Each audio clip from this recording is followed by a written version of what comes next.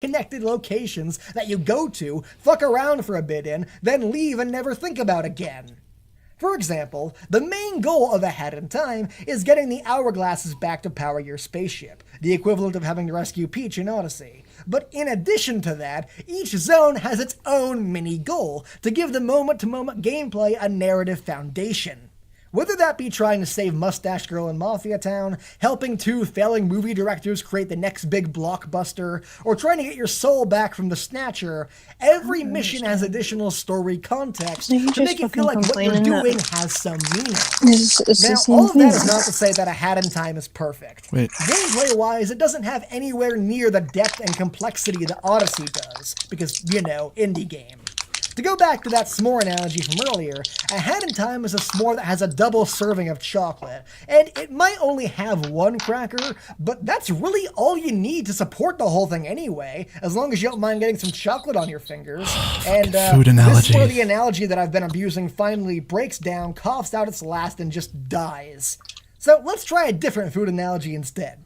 To me, Mario Odyssey is akin to a Cheeto Puff. You might have cravings for it every now and again, and you might really like the taste, but as soon as you eat it, it quickly fades from memory, and no matter how many you eat, it'll never fill you up. There are just precious few moments in all of Odyssey that I think I'll still remember a month from now. In fact, I can narrow that down. One moment. One moment I think I'll still remember a month from now.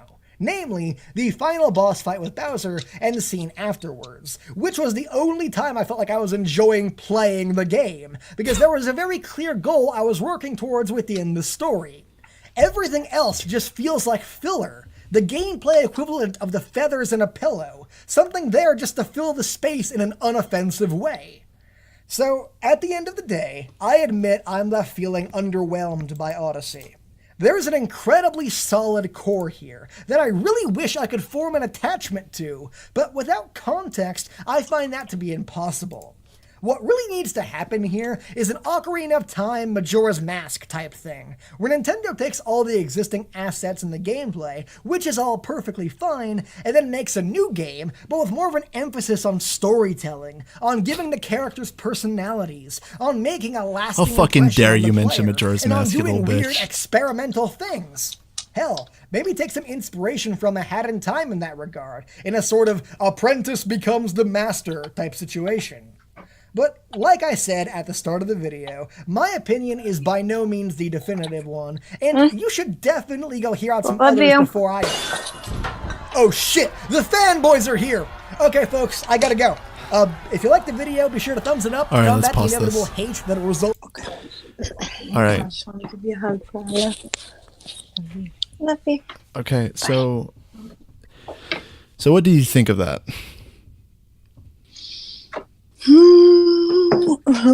That guy is really stupid. Okay, so I love how this guy actually, he has the balls to make the Majora's Mask equivalent, because the I find it so fucking strange that this guy several times says Mario Odyssey is so much more engaging in terms of its gameplay, and several times he just lists up, it's almost like he just tries to say whatever people want to hear. None of the shit that he says in favor of the game is actually genuine, and he probably doesn't even know why. He probably can't even explain why the game on a mechanical level is so much more interesting of a game. And I find it so retarded that he has the balls to say that he thinks it's a 6 out of 10 game, even though the only thing he complains about is the story elements. Now, from what I understand with this video, and I don't know if you're agreeing with this, is that in Hat in Time, you always have a narrative that points you towards the objective. There's always a narrative that gives a meaning to the whatever you're doing in a level, so that you get the thing, which is, yes, on a subjective level, it's completely fine if that is the kind of thing that you need. Mario Odyssey is a game that doesn't have a narrative or any set of dialogue or whatever tightly knit to everything that you do. And I find it so stupid that this guy just constantly says, like, in Mario Odyssey, there's nothing like that. That means that the game is not memorable. There is a moment in the game. This is so stupid. There's a moment in the game in New Donk City where you're collecting a bunch of musicians for Pauline, who, by the way, even talks about how she's become a better person because of the things that she's done in the past, the things that she went through in the past. And when you find those 4 musicians, there's an entire festival dedicated to you, which looks so pretty, and it's a linear go to the goal level that is styled like the original Donkey Kong game, with Pauline singing a song about you. It's one of the most memorable moments in the game, and it's fantastic. Everyone loves that moment. Everyone says this is one of their favorite moments in the game. This guy just completely doesn't acknowledge it because it doesn't have anything to do with the main narrative. And that's what I think is so stupid. He's so inconsistent about his arguments regarding the weakness of the story of the game. At one point, he compliments A Hat in Time for having its own, its own narrative, its own individual, almost like story in each world. And Odyssey, to an extent, does that. Yes, the NPCs in the game sometimes only tell you a few lines, which, by the way, is not nearly as robotic and generic as he makes it out to be. There's NPCs in A Hat in Time, in the very level that he plays, they just stand there to say, "Ooh, there's a place over there. Man, it sure looks cold." That is all they do. And apparently this is better than in Mario Odyssey? Yes. Hat in Time has these dissected single worlds that each have their own significant story, and that stuff is all pretty fine and dandy, but it fucking falls apart at the end of the game. Completely. And Odyssey, yes, Odyssey has a very loose story. But Odyssey doesn't try to be memorable in terms of writing, in terms of dialogue. It tries to be memorable through level design, game design, and environmental design. In the 3rd level of the game, you are in this forest level.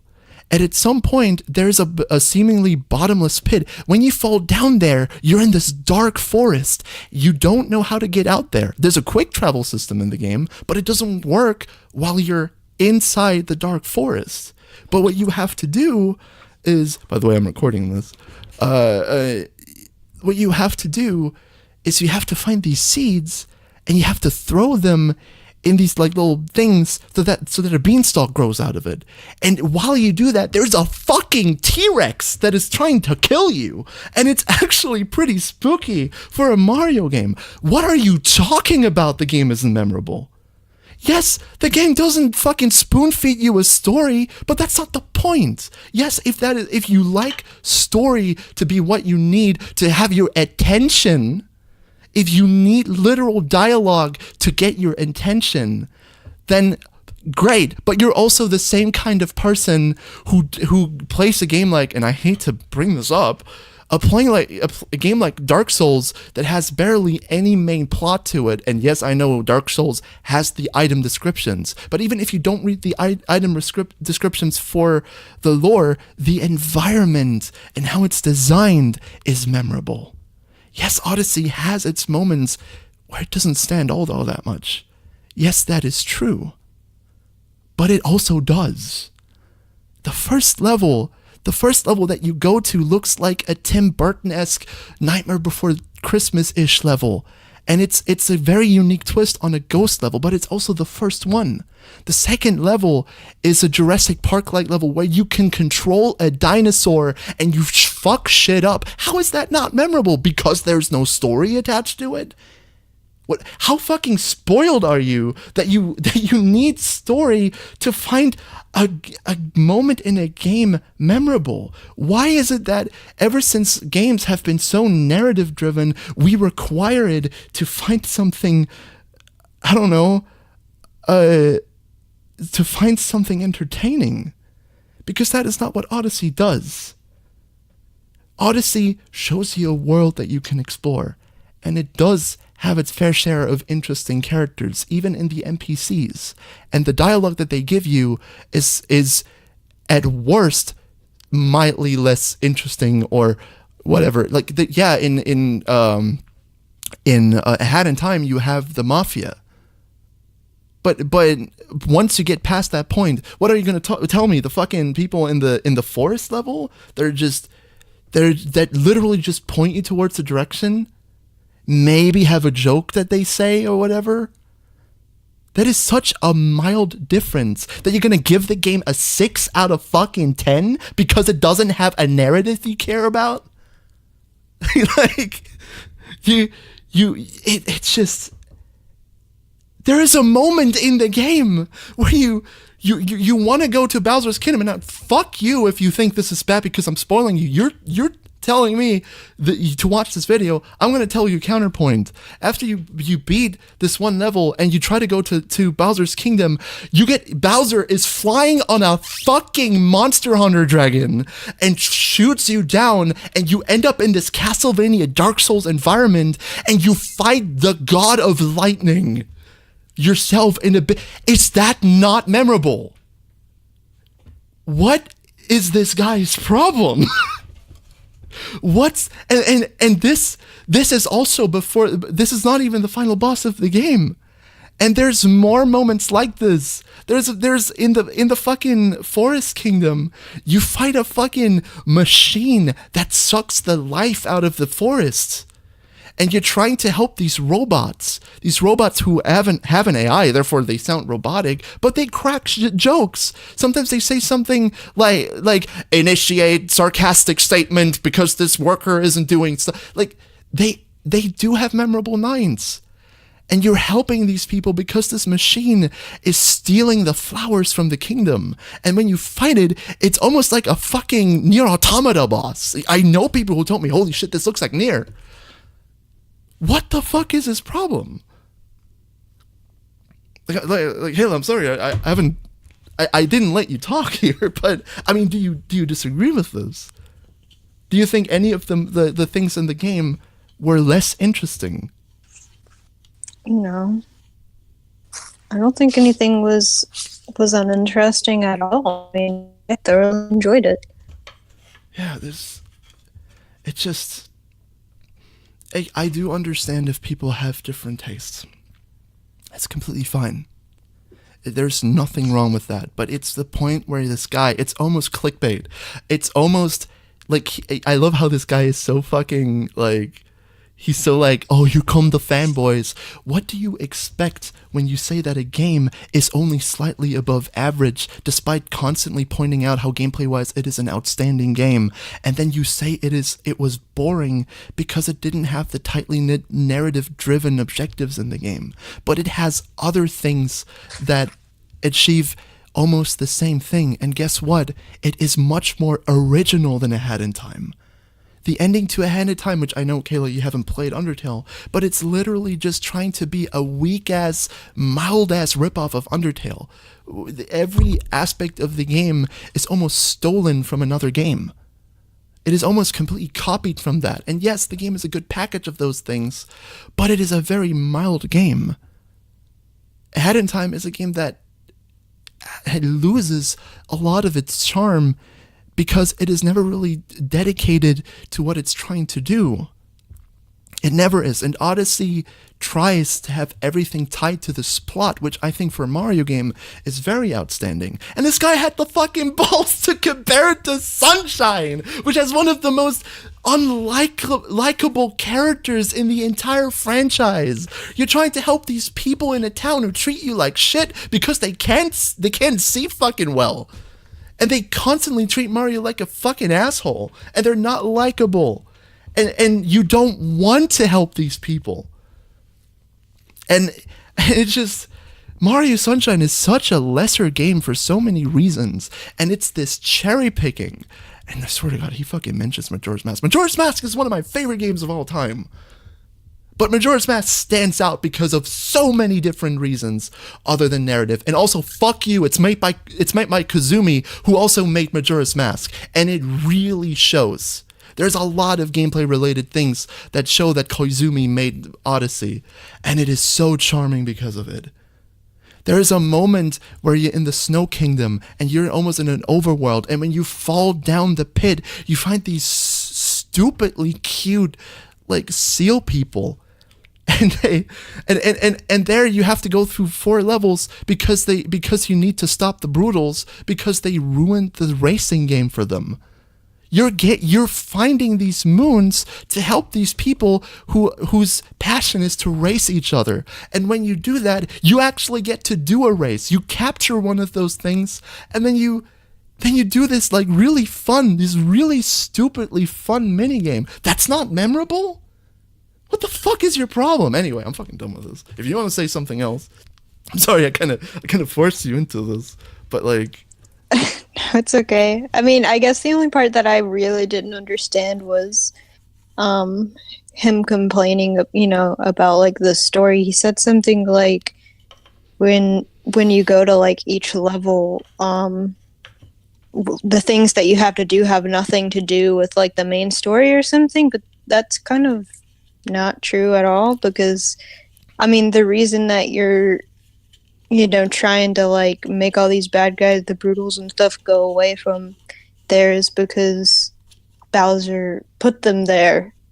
Yes, and there's even so it's still all related to the main story. Yes, and there's also implications that the Brutals actually are actually controlling Bowser, which is something that, the game is very subtle about. But if there's one thing that Odyssey does, is that it doesn't spoon-feed you. And yes, after you defeat the Brutals, after you defeat the boss in the level, there's about 80% more content that you can do in that level that to get to, so that you have a reason to go back or maybe keep going. And it is not directly tied to the story of the game. A lot of those things are just, wow, there's now a pipe and you go down there and you find a moon there. I mean, to me, that's the, they just, it's like you finish the main story and then you got to go back for everything. I mean, but you have so much fun with it. And that's kind of the whole point, is to have fun playing this game. So I don't really see what the problem is. I think if he didn't like that, then not to forget, doesn't have very much imagination. It's people are so used to these like narrative games, these story-driven games. That's why A Hat in Time is so praised, which there's nothing wrong with that. A Hat in Time is not a lesser game because of those things. It isn't even a lesser game. But the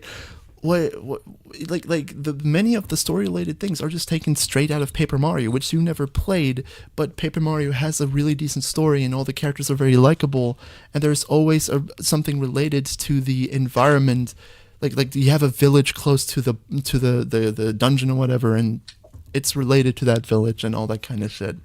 Odyssey doesn't really do that once you've beat the bosses, but here's the thing. Kevin, I said this before, that in Odyssey, you have the chance to just go through the main story of the game is less, if you're good at the game, if you're really, really good at the game, you can breeze through it in about 2 hours, maybe less. But the main meat of the game is in different places and is completely gameplay related. And I'm sorry, but if people need a story to enjoy a game, if people need that kind of stuff to enjoy gameplay, which Mario has always been consistently about the gameplay, then I'm sorry, I cannot say that is anything but a subjective statement. And yes, I know that's what the guy said in the beginning. But he also makes some really stupid comparisons. He makes fucking food analogies, which, by the way, food analogies are one of the most unintelligent ways to explain yourself. You have a fucking script here, and I'm actually going like fucking freestyle. Like I'm trying to explain this off the go, and I'm finding better ways to explain myself than this fucking idiot. And he has the balls to say the game is a 6 out of 10, and he was bored because there was no story. How is that not fucking spoiled as fuck? And Kayla, I mean, we talked about this so many times. You don't play a lot of video games, And now you're playing more of them than before. And I mean, you do play video games. You've played games like Battlefront 2 back then when you had a PS2, and you really like playing Splatoon and whatever. But the only 3D platformer that you've played before was Banjo-Kazooie. And that's because I, for some reason, made you play that. Like, you instantly played it, which was great. But, like, you played Mario Odyssey very casually. You went through the game not really doing any of those moves that are required to, get more out of the game. Very often, you watched me play the game, and you were like, how the hell are you doing that? And then you tried it, and you couldn't even do it, but you still made it through the game. Which means you got the absolute bare minimum out of it that is just going through the main game, and you still enjoyed it. Yet there is so many things to the game that you have yet to actually experience just because there is a, lack of skill behind that make so much of this game. And I'm watching this fucking gameplay. This guy fucking sucks at in time. He's so bad at it. It's just like, I want to play the game and have a good story, or else it's boring. Oh, fuck, I suck at the game, but at least I get to have the story. There's like 5 million ways to get through the game and do these things, and I only know one of them, and I suck at it, but at least I have the stimulant that is the narrative. I'm sorry, but if this is what makes you enjoy the game, more power to you. But I can't say it's anything but narrow-minded thinking. How about you actually challenge yourself to explore other aspects of the game, corners of the game, that make the experience? And don't just have your mind and your thinking clouded by your spoiled expectations because a game that is completely different did it different. And that's all I have to say about it. I guess, Kayla, you're also done? Yeah. Okay. Well, there you go. Fuck this guy. He's a retard. Odyssey's great.